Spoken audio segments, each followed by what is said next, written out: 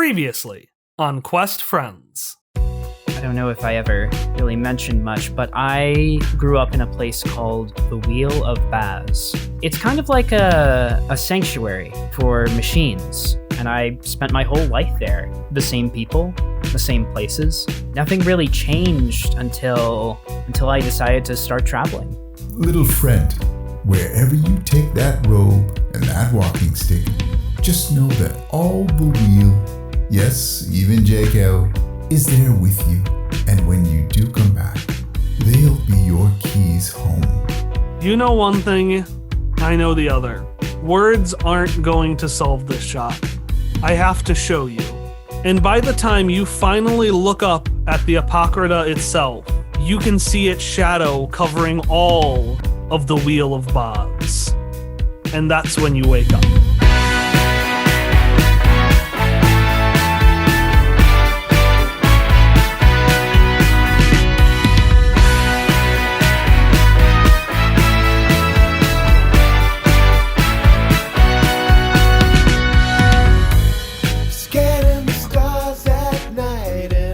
One day, there was a baby dragon lying in a bed of flowers.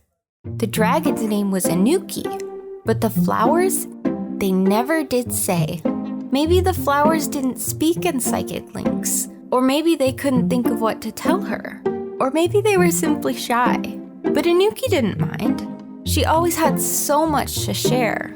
Stories of adventures, and of flying, and of her best friend in the whole wide world who saved her from that nasty TJ and did everything he could to keep her safe.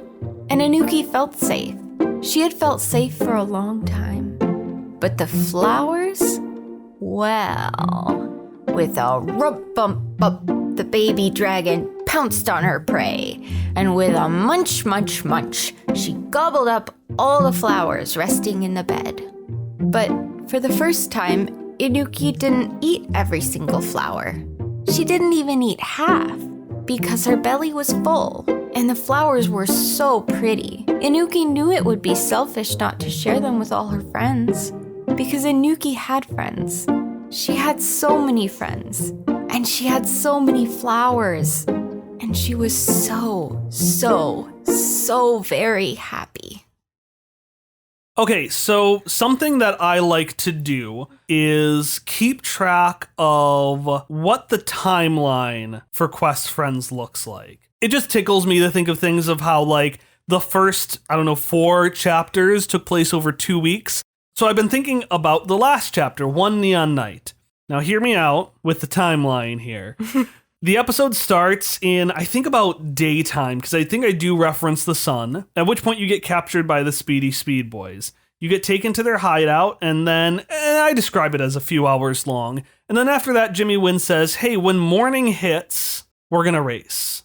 So presumably you have gone from afternoon, a full day, all the way through the evening, all the way continuing to the morning, and then afterwards. So shockingly, One Neon Night took about 1 night long.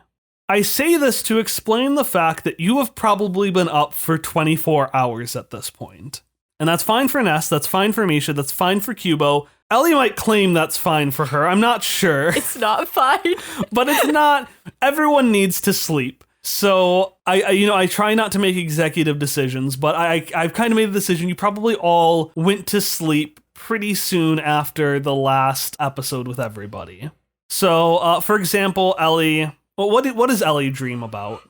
Ellie dreams about the Patreon short story that I'm writing right now that is literally after One Neon Night, Ellie having a very specific dream. Oh, right. It is a dream. This isn't just a promo. Your short story that is being written for February is a dream. It's that dream. Well, break out the commercial music again. You too can find out what Ellie was dreaming about right here at this moment by going to Patreon/questfriends.com. I don't remember the link anymore. Patreon.com/questfriends. Subscribe at a $5 level and above. Not only do you get a short story every month, you get behind-the-scenes clips, GM notes, and an NPC shoutouts. So I guess we're not talking about that this episode. So let's move on to Hop, I guess. Hop, I'm only going to direct your dream a little bit in that I am saying you are dreaming of a flex skill. So what are you dreaming about, and how does this give Hop his flex skill for the upcoming day? Only direct a little bit. What a cruel, irrational world we live in. What a mean. So, like, One last bullying Hallie for the road. Hopper's dream is like one of those heroic dreams where he's doing like an Old West thing, and in this one, he's driving a wagon real fast down the old town road, away from some nefarious villains. He's got like what they're after. He's got the MacGuffin, and he's going. And he knows that he probably can't get away from them. So what he does is he, real smooth like, in one fell swoop, somehow with horses, parallel parks the wagon in like a side alley, and then the bad guys ride on past, none the wiser that he's hiding there. Because his flex skill this chapter is parallel parking. Thanks, Twitter.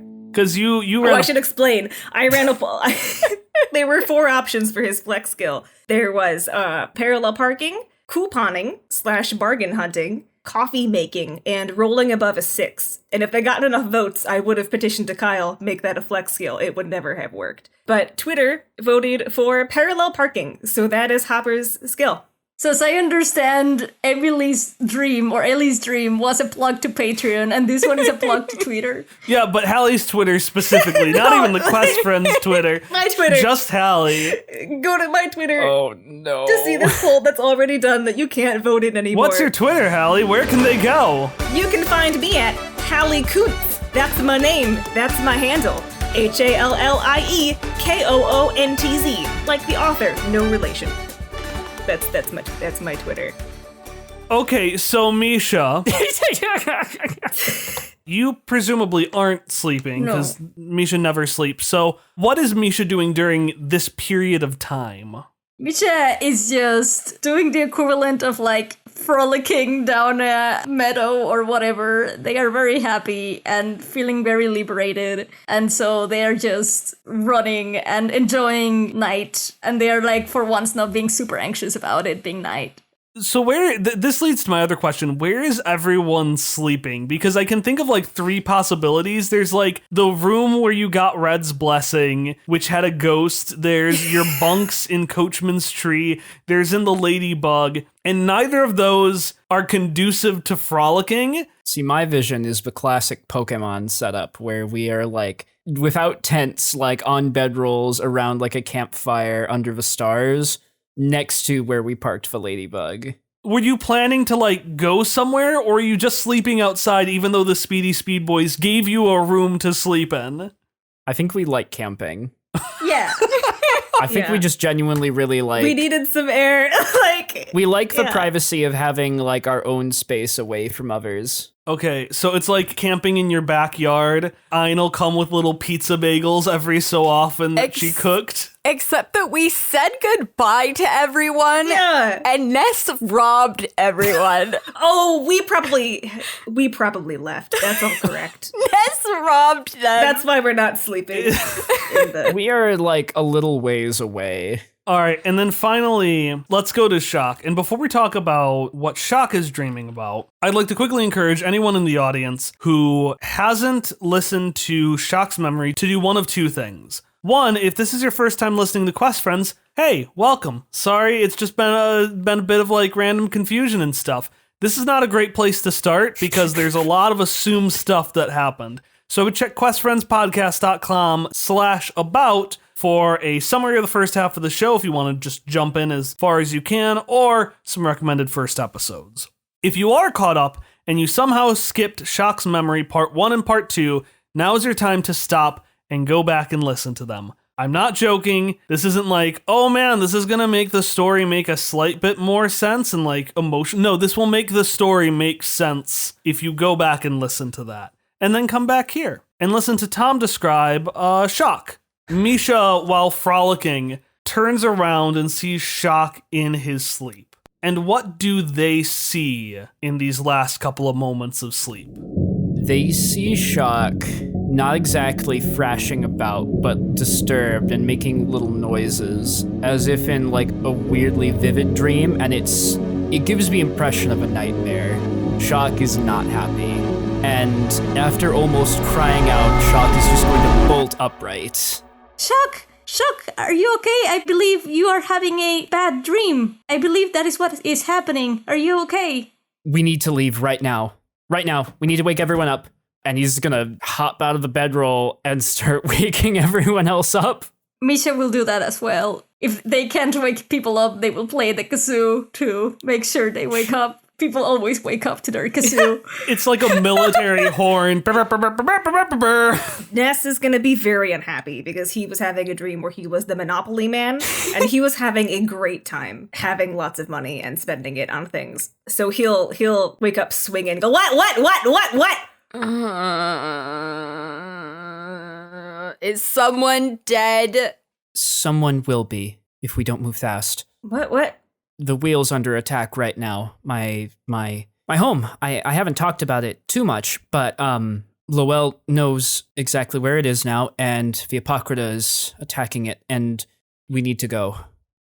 The wheel is approximately 327 kilometers from here. In the span of about 3 days, considering the swamp and the mountainous regions, we should be able to make it there. There's no time for that. But I do have another way, maybe. I think I can take us all there with my own powers. And Shock is going to activate his teleportation ability.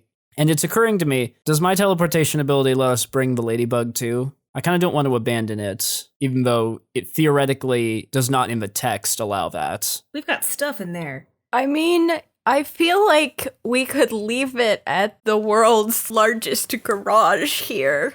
They would take good care of it. This was get rid of Cubo. Oh my god. Whoa! Cubo can come with you! I thought Cubo was like in the ladybug Cubo now. is attached to the ladybug Yeah. like a pair of dice that you put on the visor. You can take him off.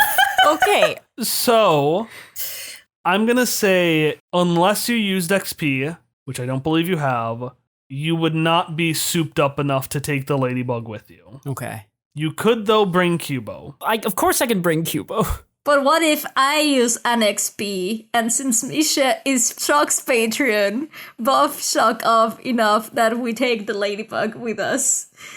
I have 2 XPs. Yeah, if you use 2 XP lets you stretch your powers beyond what they normally can be. So if you want to spend 2 XP because you are the patron, you can in fact move the ladybug. Is there any chance we will get more XPs before the finale is over? Because I don't know if this is how I want to spend my last 2 Wow. XPs.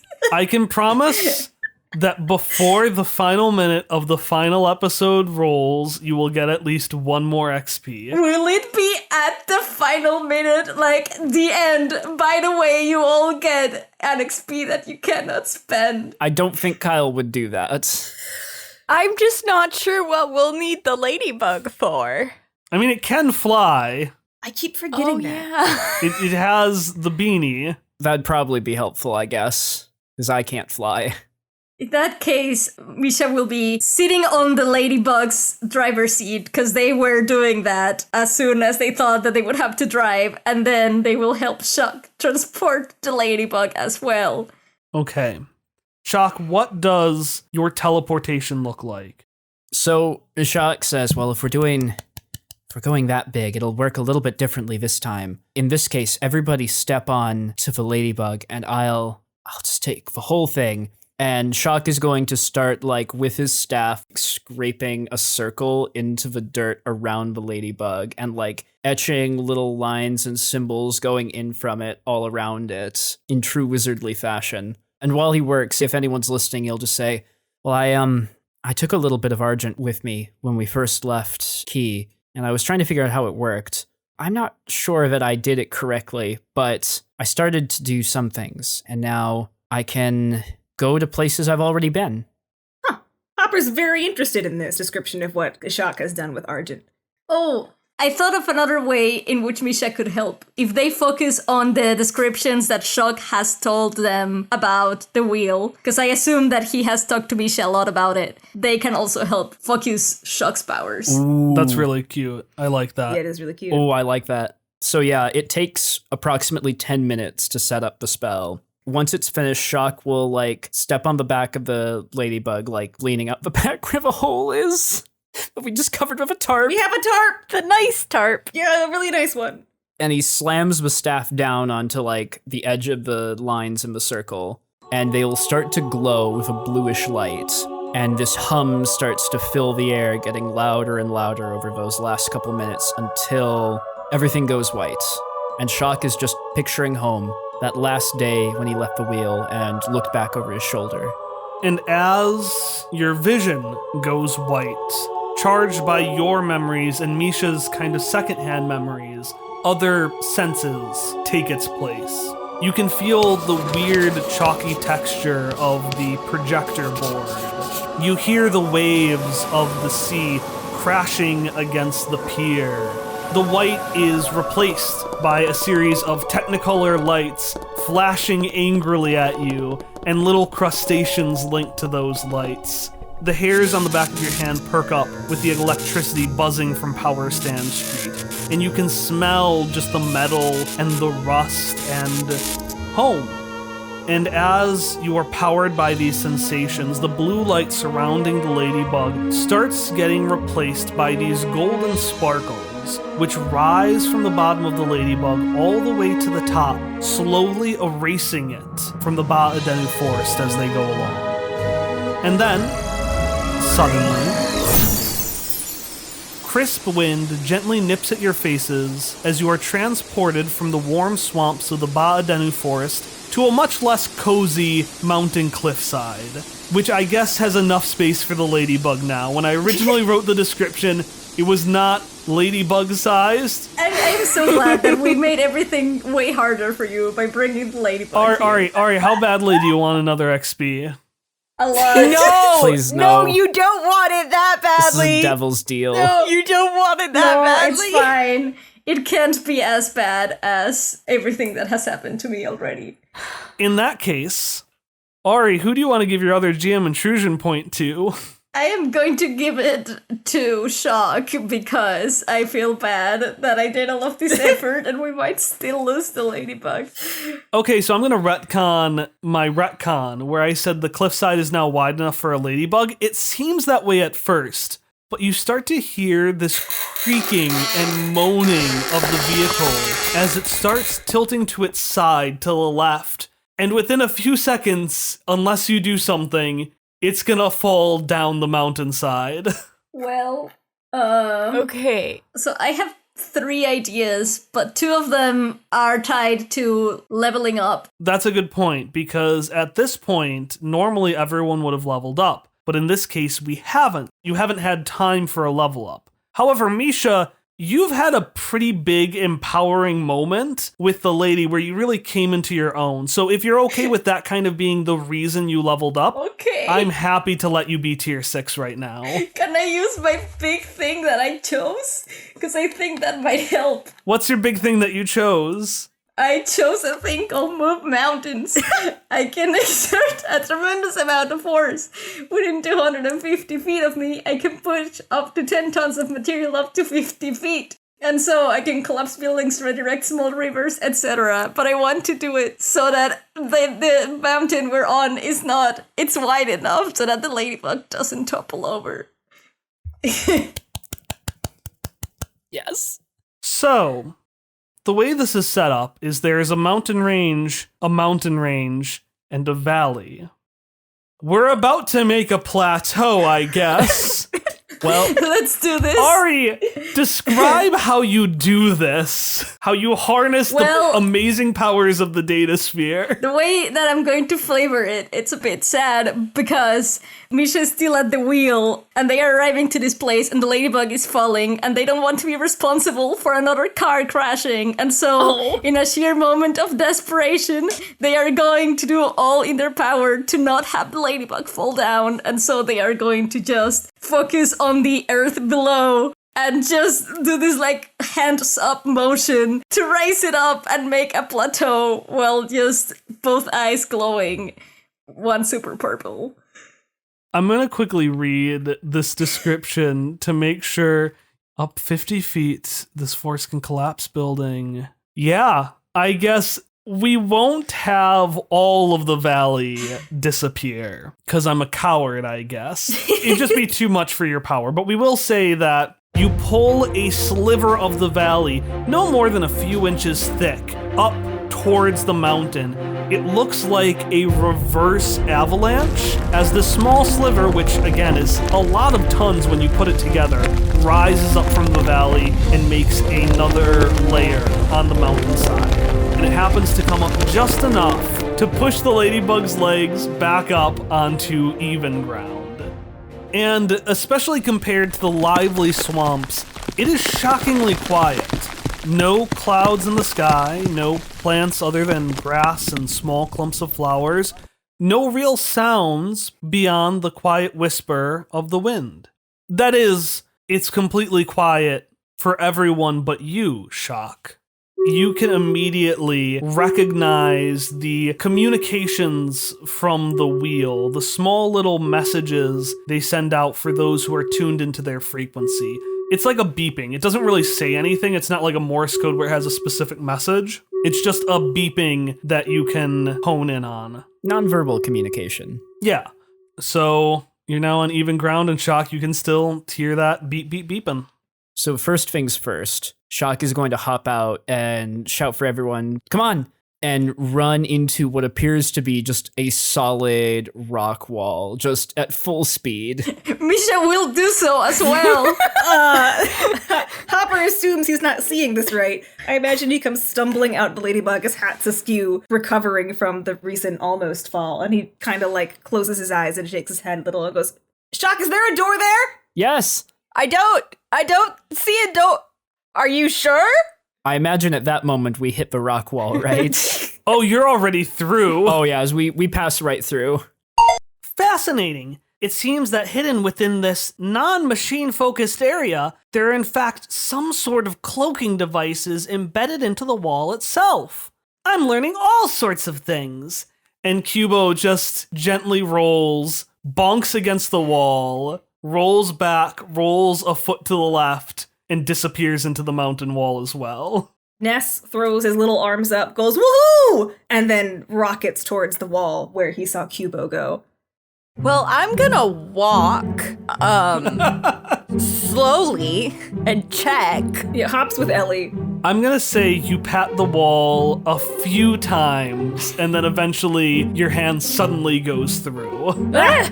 She's gonna like be putting her hand in and out and then finally go through, but like cringing because it doesn't look like she should be able to go through even though she knows that she can. The same with you, Hop. Yeah, Hops will like put his hand through, and then as soon as it eats up to his wrist, be like, okay. And then just the rest of his body goes through about as slowly. He's not as sure, but everybody else did it, and that seemed to work. So I was really tempted to, if he stuck his hand through, just to grab his hand and pull him back. And as you make your way in, the stumbling footsteps of Hop being pulled in, which is now what happened, echo as if he had just stepped on metal, because that's what he did. Whereas just outside, it was just nature, some flowers, some mountainsides. Now you seem to be in what looks to be a regular cave, but there is cheap, rusted sheet metal bolted on all ends.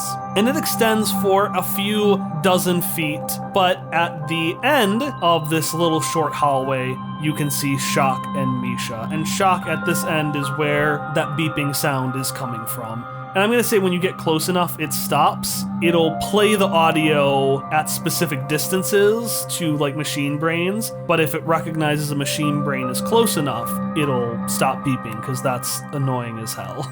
And so as Shock approaches, he's going to say, okay, I can do this. I just need to figure out how to get back in. And he's going to look at his staff and say, so you're supposed to lead me back, right? Misha will grab his hand in support. Shock will squeeze it back and then check the inside of the sleeve of his robe to see if something has been like stitched in there instruction-wise.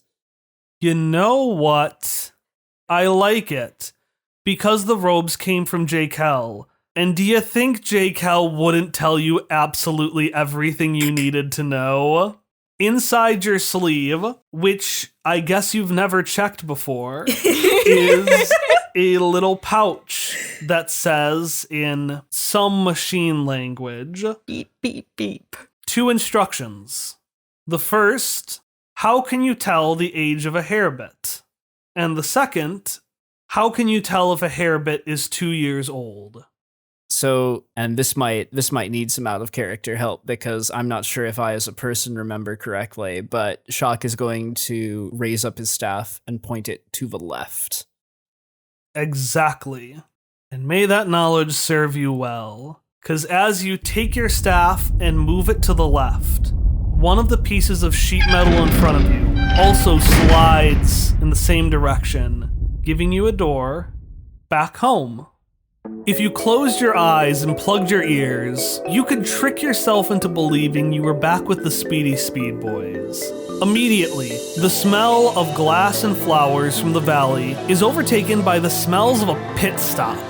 Rust, oil, metal, all coming from more machines than even Misha has seen in their whole life. And while these machines don't walk with the same rhythm, some move by treads, others wheels, others still by any number of legs, and that's just for those who travel by ground. They all slowly amble across the wide circular courtyard as if they were following some prescribed routine set by a tick-tocking clock only they can hear. And yeah, you're home. You're in the wheel. Specifically, you're in the main courtyard of the wheel. So it's this large circular space. In the center is the main communal area, a pretty big building. There are shops up on the side, quote unquote shops, parts of Power Stand Street that are set up for sharing electricity.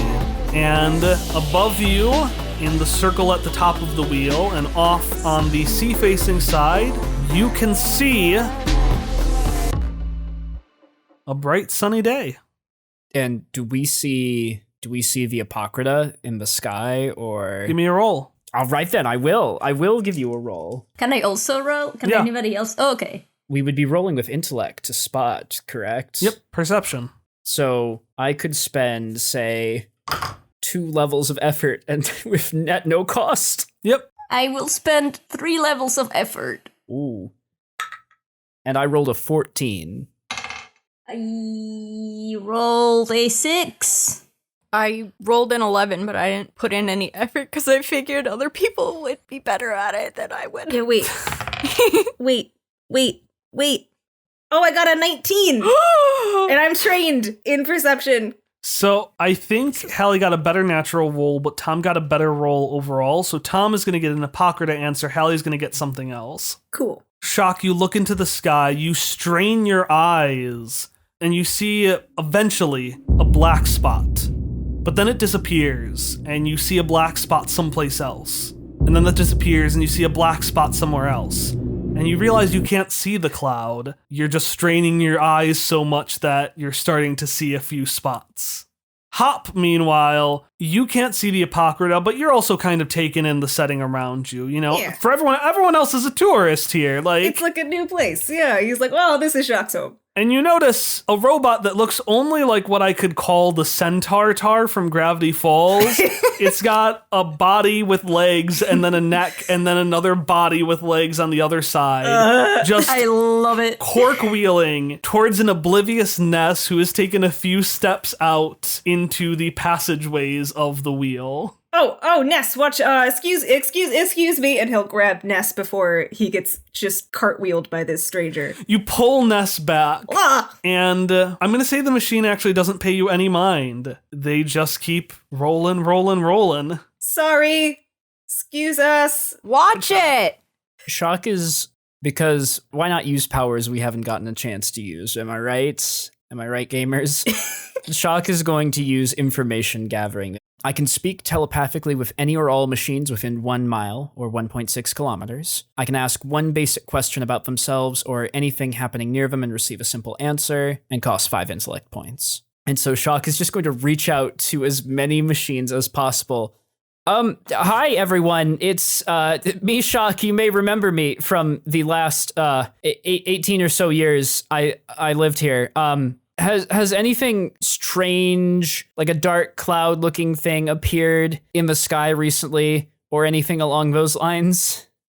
And what you just did, Shock, is the equivalent of what would have happened if you ran a bull through a nursing home. You just hear, "What? Huh? Who is that? Who is on this channel? I remember Shaggy as a little big boy. Oh no!" You get the impression pretty quickly that if the machines had bothered to look into the sky, and you don't know if they have not seen a black cloud. But before you can sever that connection, you hear one last voice. What did you do?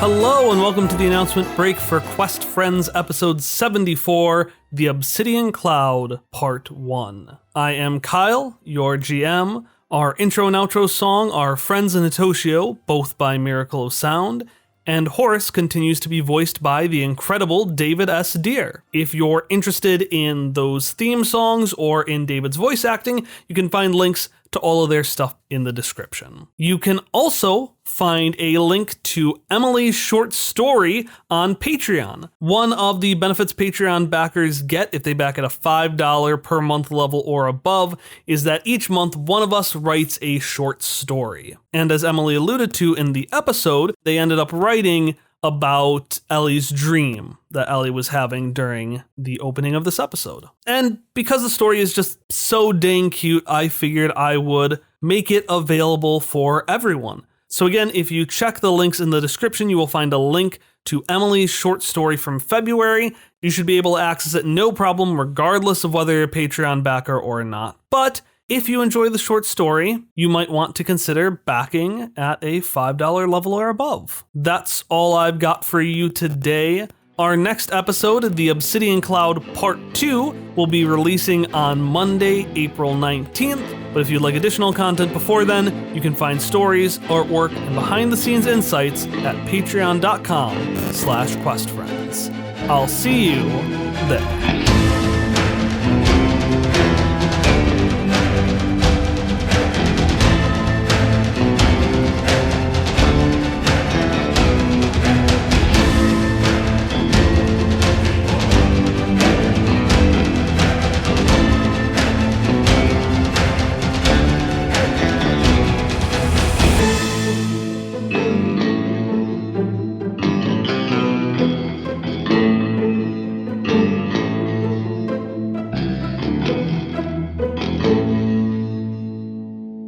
Shock will attempt to hone in on that mind with the telepathic link. I am so glad you're here. We need to talk. Because the whole wheel could be in danger. I'll meet you at home.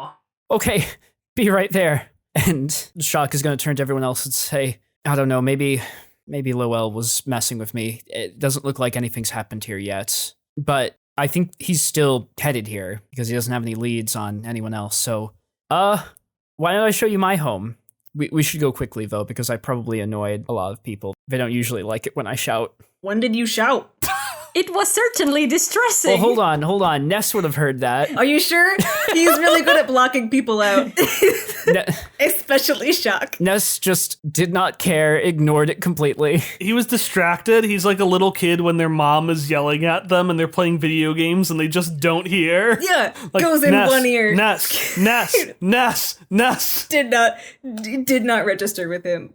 Anyways, so everyone makes their way from the central plaza of the wheel down the steps to Shock's house. And I want to focus in on part of Shock's house. I want to focus at the top of one of the chimneys where the wind starts to pick up. There isn't any rain or anything, but there is some mist from the beach coming up with all of the crashing waves in the wind. And we see a bird trying to escape the weather fly from off in the distance, far, far away, through the open air, not passing through anything, and then standing on one of the chimneys. And after a few seconds standing on the chimney, the bird is greeted by somebody else. This robotic head in a hood pops up to it and says, Why, hello there, friend. Here to take shelter again. and you hear a little tweet, tweet, tweet, tweet, and this robotic figure extends one of his segmented hands out to the bird, just a little finger, which it jumps on. And he says, Well, come on in, because I think we have some visitors. Meanwhile, everybody else, Shock has run down with you. You are on the outside of this very whimsical looking house. Start with the base of a cabin, right? Just a regular log cabin, little house on the prairie. And then add a chimney. And then add another chimney.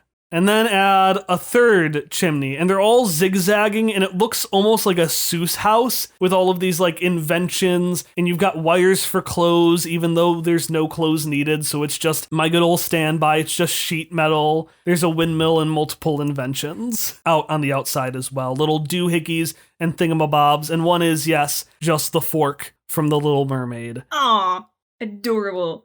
Shock's going to take a deep breath, straighten his cloak a little bit, and like hold his staff a little bit firmer in one hand, and then firmly knock on the door.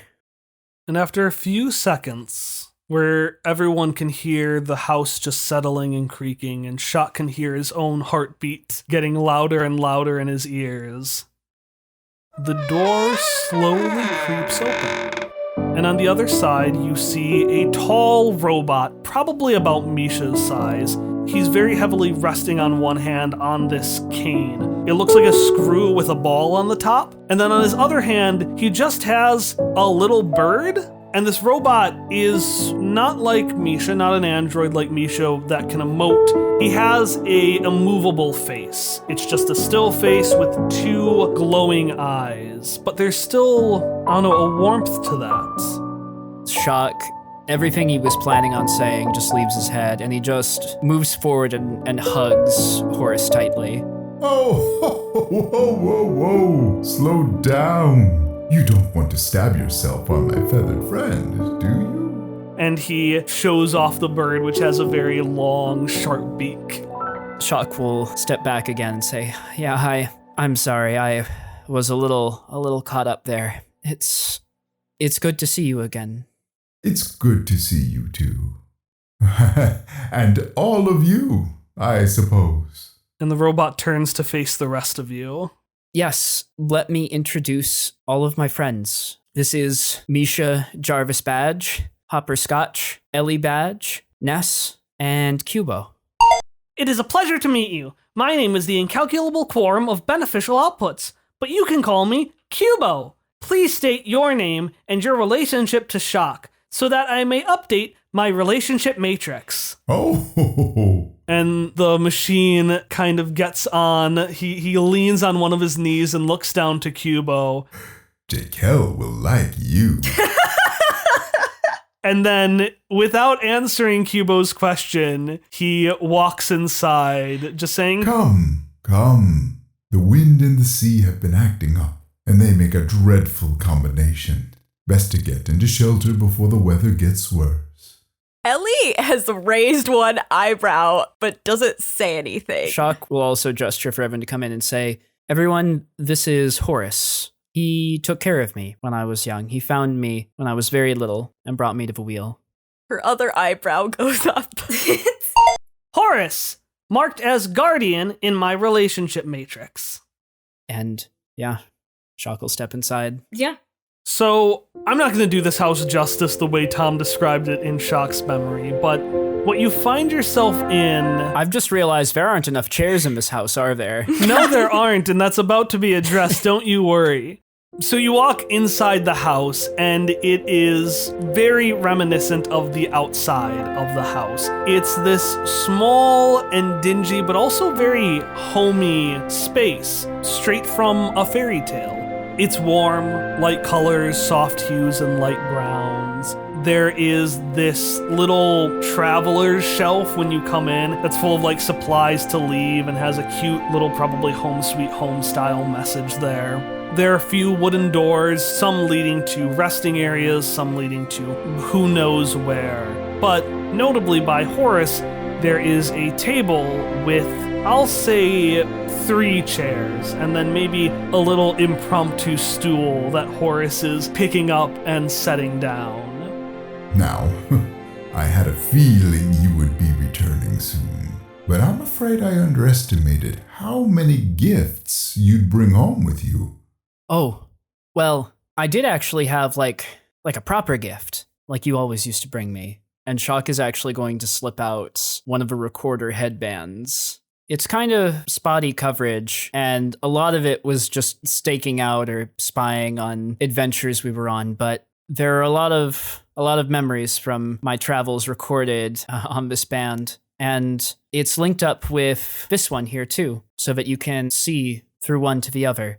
Horace takes it and immediately starts tinkering with it, and he presses a button that pulls up something from a few hours ago where we can just see in the distance this purple frog leapfrogging over a bunch of things, a bunch of like tubes, before trying to attach itself and pendulum across something and getting cut off by a death laser.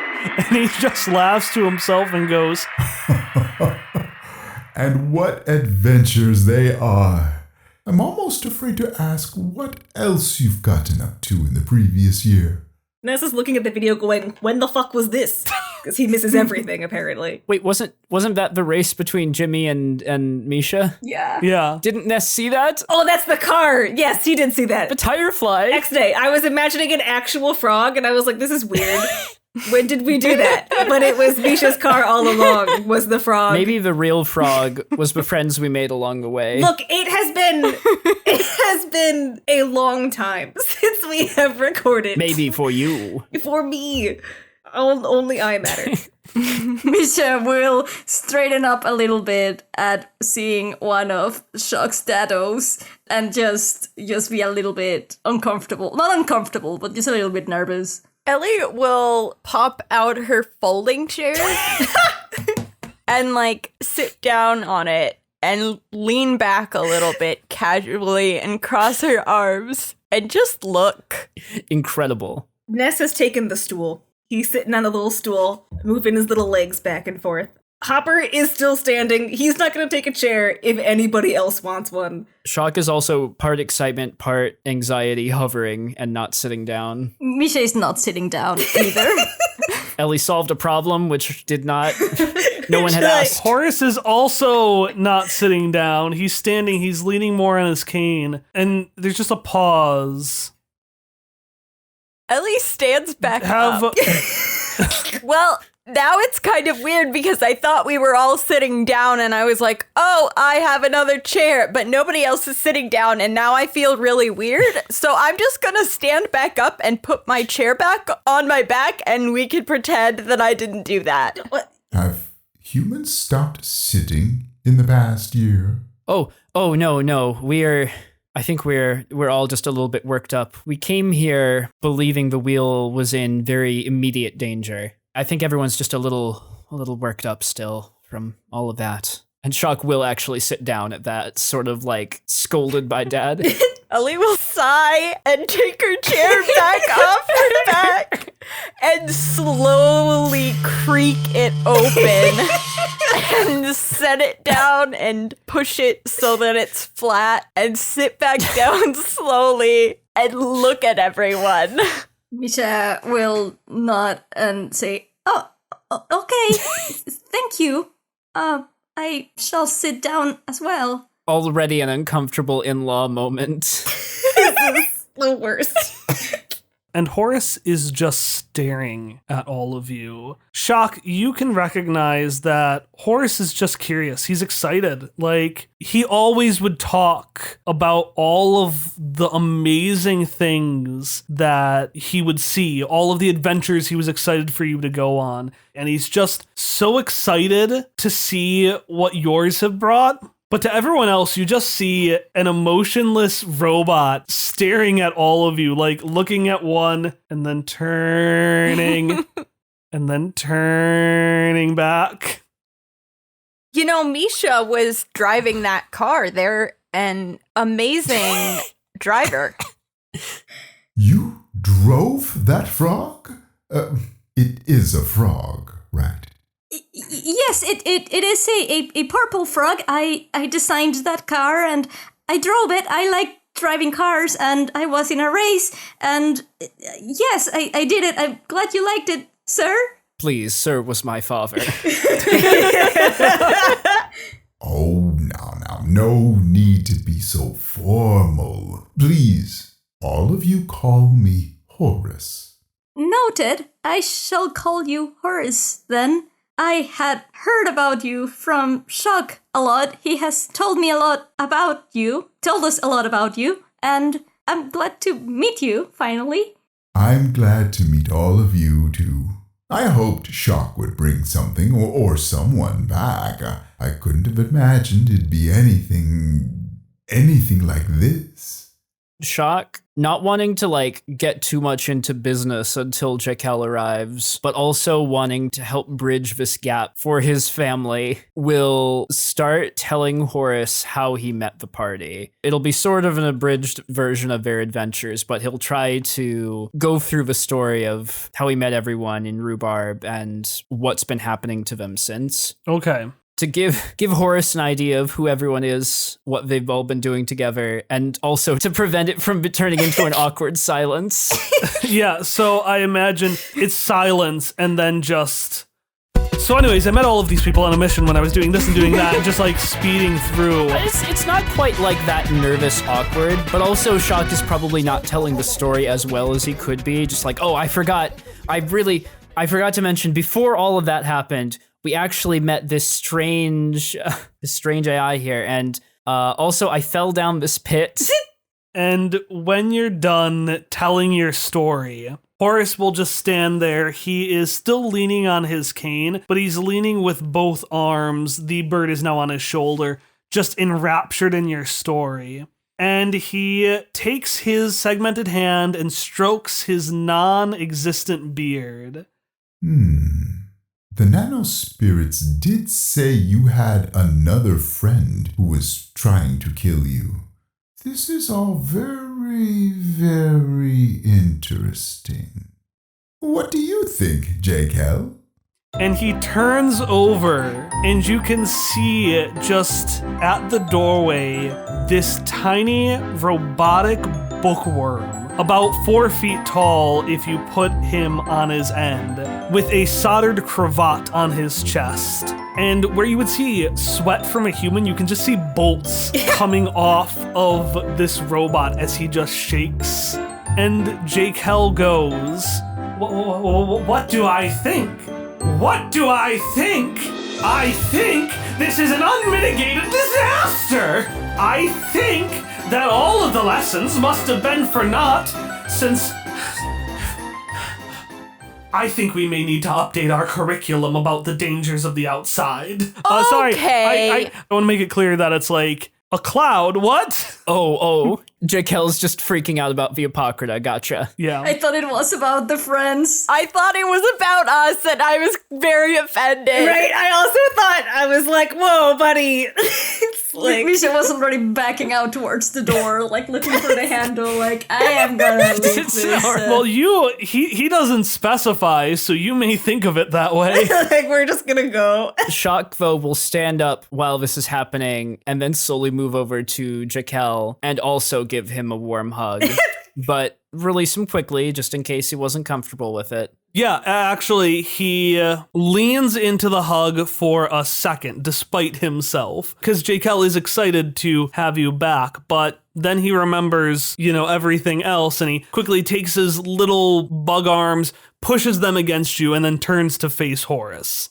A cloud, a dangerous cloud. Did you hear that, Horace? A cloud.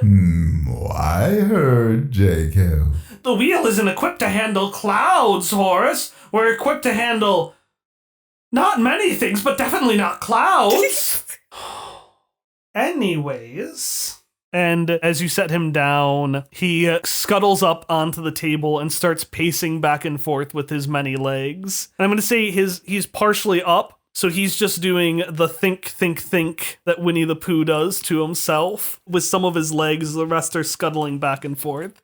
So now that you know what's happening, is the shield strong enough to keep the Apocrypha out? I know I've been gone for a while, but everything feels rustier than I remembered. I didn't see it active before. Well, that's because it hasn't been active for a few months. Oh. Has anyone tried to fix it yet?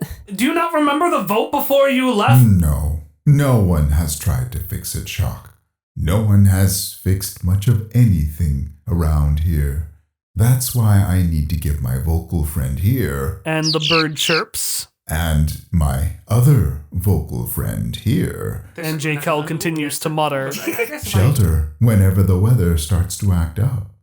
Well, perhaps those spirits know something, those nano spirits. They always had strange and reckless ideas. They had terrible ideas that were wrong. Well, yes, but we're kind of low on ideas right now. Well, we're not exactly speaking to them much anymore, but with me... They abandoned you? Of course they abandoned you. I knew they were always unreliable. When this cloud business is done, I'll go step into that data thing myself, and he starts to sweat out more bolts as he just steams with rage and continues pacing faster.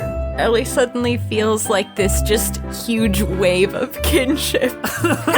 Well, it was a little more complicated than all of that, but we do have Misha Jarvis here, so we can access the data sphere quite easily still. Oh, are you one of those wizards as well? Yes, I suppose you could call me that. It is a little different than Shock, but I am very experienced at accessing the data sphere, so I can look things up. Horace. Fascinating. I would love to hear more about Horace. Exactly the ways in which you Horace can manifest this. Horace, we don't really. Now is not the time to ask these kinds of questions. Oh, right. Yes, sorry. Forgive me for forgetting about the Armageddon cloud. So what is your plan, Shock? Well, I mean, we should first start by fixing the shield, because the wheel just needs that in general, and maybe we can make it stronger than it was before. After that, I'm not really sure, because we have the tools we need to stop the cloud, sort of.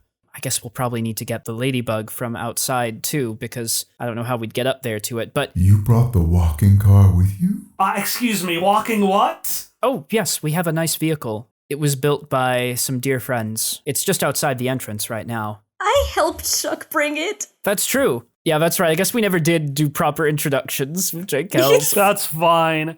So, who was the last person responsible for maintenance of the shield here? That would be... Jaquel, you know more of the machines around here. Who would be in charge of that? Yes, Horace, just because I actually talk to the other machines once in a while, suddenly I'm the expert. It was Unit 909, but they haven't been in charge of that for a year or so. But why is that? I suppose it is time. You've shared your secrets. It's only fair we share ours as well. What secrets do we have? Horace, don't tell me you didn't say anything to him. And Horace is going to motion for you to take a seat, Shock, as he finally takes one of his own. Yeah, he'll sit back down. Shock, when you left, I said that the wheel had voted on 2 items. One, for you to take my place as the town's scavenger, and the other, for you to use it as an enrichment experience, a way to interact with more life forms than the wheel could provide. That isn't exactly the case. There were 2 votes, and one was to let you leave the wheel, yes. But the other vote, that decision was to discontinue the scavenging program. You were never supposed to bring anything back to the wheel, Shock. You were supposed to leave permanently.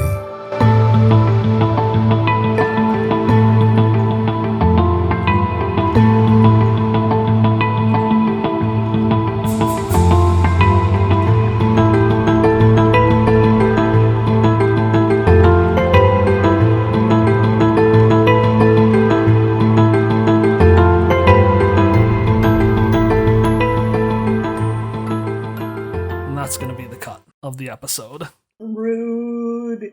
Are they kicking you out? That's so rude. They Mowgliing you? Boo! One last reminder. With God as my witness in front of all of you, so you don't forget, and more importantly, I don't forget, Cubo is in fact still with you. He may have done literally nothing for like months of episodes now, but he is technically still with you. Don't worry, we won't forget Cubo. You're still here? Ness says every time he sees Cubo.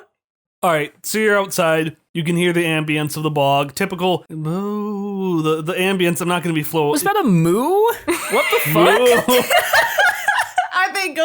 Are they ghost cows? Swamp ghost cows? You can see a cow just getting quickly fossilized. Just moo. Well, now it's really dark. I don't like that. Don't fossilize a cow. Okay, never mind. You can see a bog cow. It's one of the few cows that is not affected by the fossilization of the bog.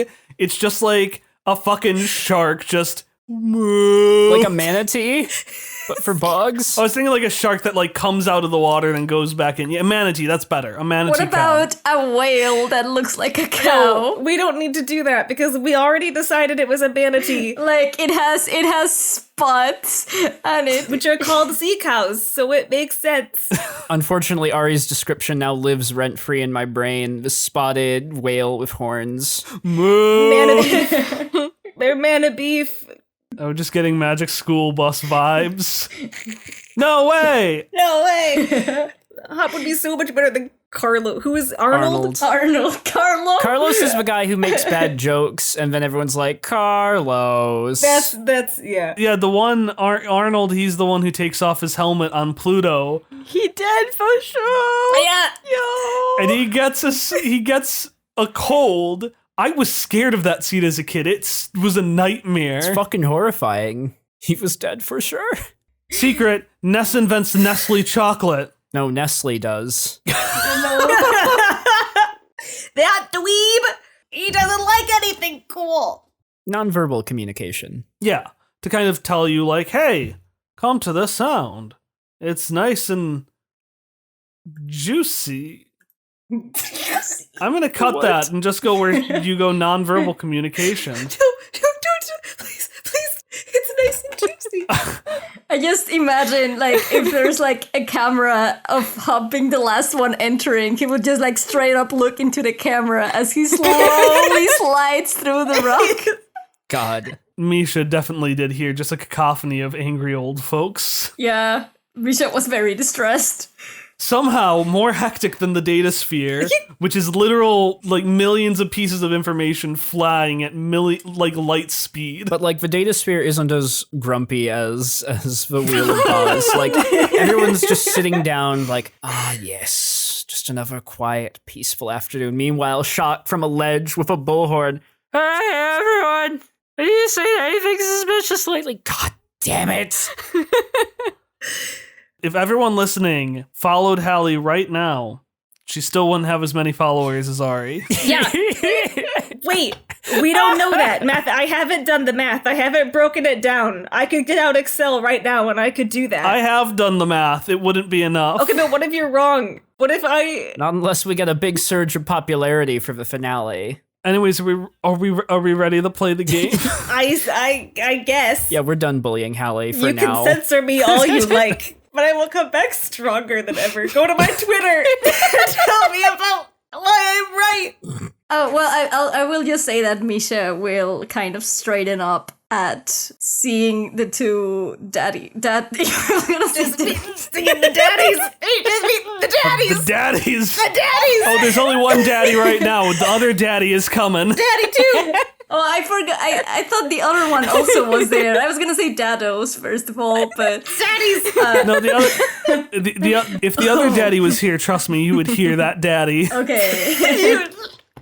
Okay. Anyways, Gang, good news. We've got a lot of post-credits material. Bad news, not a lot of main content material because I got distracted by the magic school bus. Well, that's fine. That's fine. God, we're the worst.